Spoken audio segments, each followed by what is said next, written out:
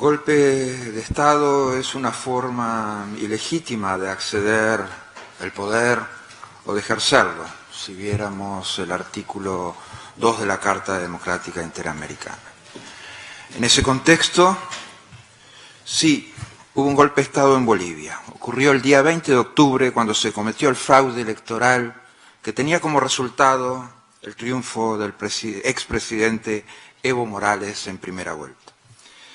Que el Tribunal Electoral le adjudicara el triunfo en primera vuelta era pretender perpetuarlo en el poder, de forma ilegítima e inconstitucional, en una afrentosa violación a la Carta Democrática Interamericana. Era quedarse en el poder arrebatándolo en una de las peores formas, robándose una elección. Era robarle la soberanía al pueblo, ese pueblo que le había dado más poder a Evo Morales que a nadie en la historia de Bolivia.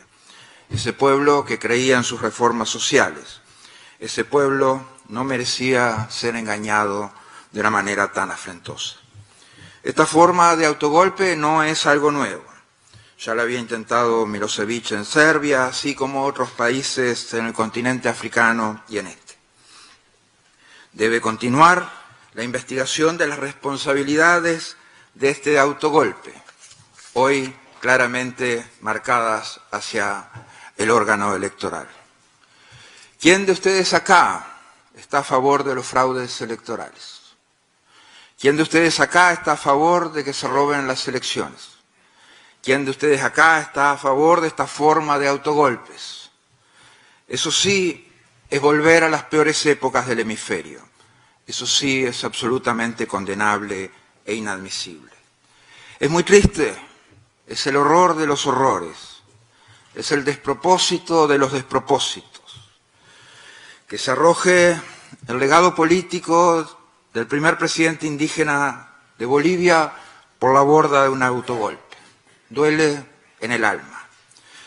He escuchado algunas críticas a nuestro trabajo, de un lado y del otro. Las mismas son bienvenidas generalmente. Algunas no en este caso. La vergüenza no es de la OEA que descubre un fraude electoral, es de aquellos que lo cometieron. La vergüenza no es de la OEA que hace un informe técnico irrefutable, es de aquellos que quisieron burlar al pueblo. La sangre en las manos es de aquellos que cometieron el fraude electoral. La OEA no dio un golpe de Estado, dieron un golpe de Estado quienes se robaron la elección, declarando un triunfo en primera vuelta. Situación que se mantuvo aproximadamente por 20 días. No se le puede pedir a un pueblo que se deje robar una elección.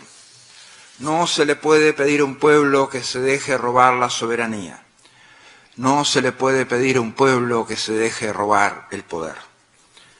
Ese pueblo, hoy en busca de la soberanía perdida, comenzó a tratar de recuperar la institucionalidad y la democracia.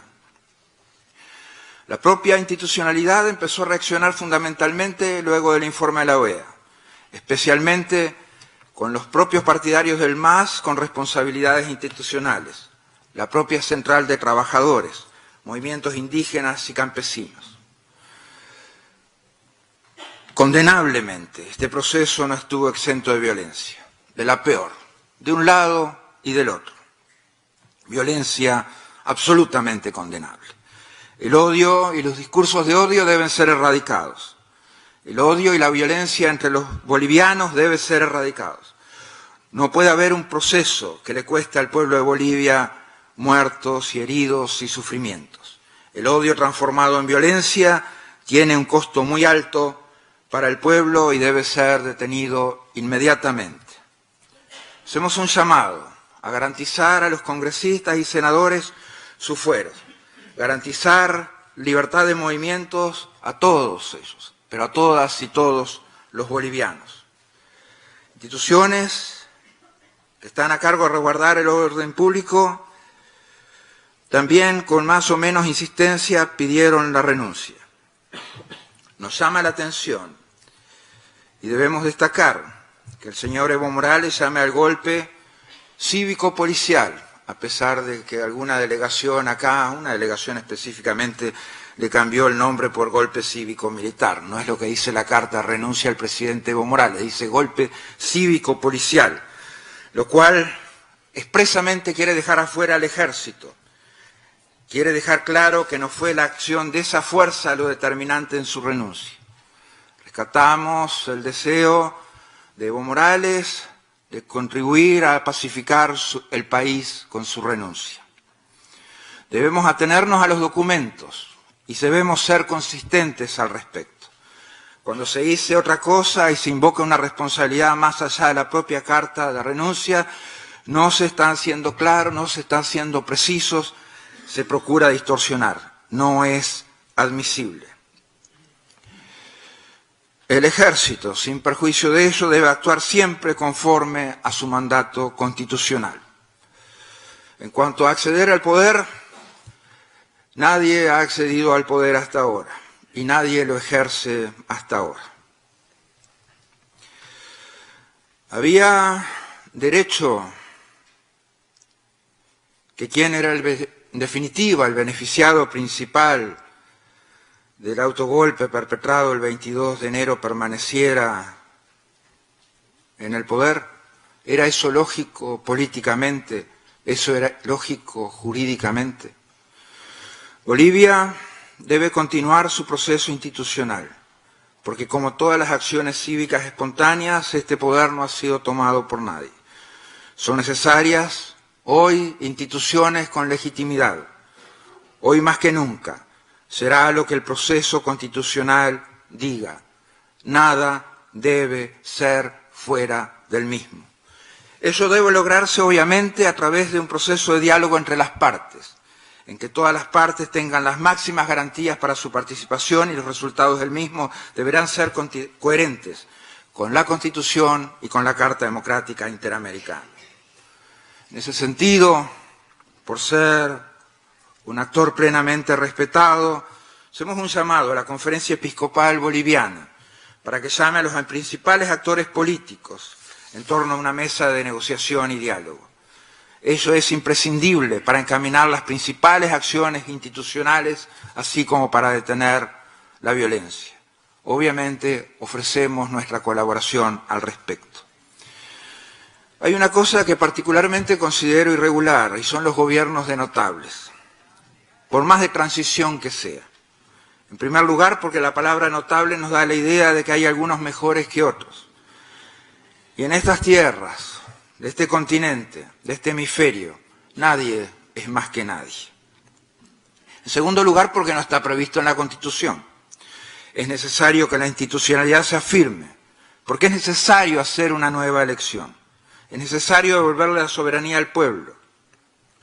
Es necesario que esta elección se haga con las máximas garantías. El país debe recorrer un camino hacia el futuro institucionalizándose, siendo todos los bolivianos, las bolivianas iguales, y que la palabra pueblo sea una palabra respetada. En ese sentido, volvemos a ofrecer los servicios de la OEA para la conformación de un futuro órgano electoral y para apoyar los futuros trabajos de ese órgano electoral.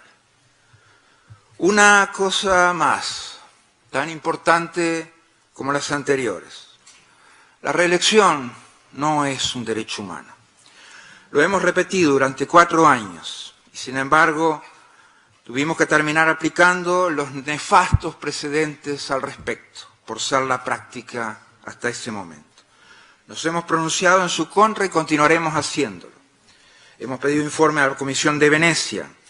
Hemos hablado todo este tiempo con la Corte y la Comisión Interamericana de Derechos Humanos. Hemos trasladado a sus efectos, a esos órganos, el informe de la Comisión de Venecia. Es hora de que hagan sus respectivos informes, su opinión consultiva. Es hora de terminar con esta lamentable práctica. Mi saludo a la misión de auditoría. Hicieron un excepcional trabajo profesional. Las negociaciones que encabezamos, que nos llevaron a la integración de la MOE, así como al envío de la auditoría, fueron realizadas por esta Secretaría General procurando que la misma fuera vinculante e integral. Una argumentación hasta ahora definitivamente irrefutable de los auditores en todos sus términos, que nos da la evidencia de un fraude generalizado prácticamente en todas las etapas del proceso electoral. Va a ser muy difícil que en el futuro me acepten la palabra vinculante, eso queda claro.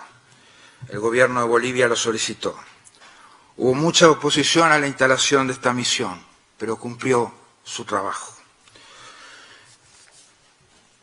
Debemos decir también, reiterar un concepto básico del derecho internacional, derecho diplomático, respecto a la inviolabilidad de las misiones diplomáticas. Eso es absolutamente imprescindible. Continuaremos actuando. Hemos sacado prácticamente un comunicado por día. Hemos hecho público los informes respectivos, tal como fuera mandatado. Hemos actuado con celeridad, pero a la vez con prudencia. Y hemos avanzado en la aplicación de los principios del sistema interamericano. Gracias, señora presidenta. Gracias, señor secretario general.